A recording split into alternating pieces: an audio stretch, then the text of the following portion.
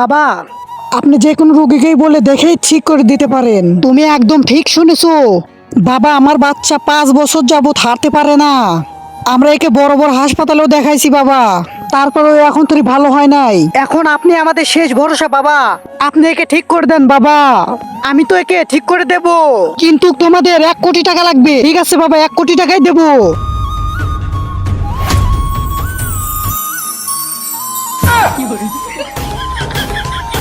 এই নাও তোমার ওষুধ।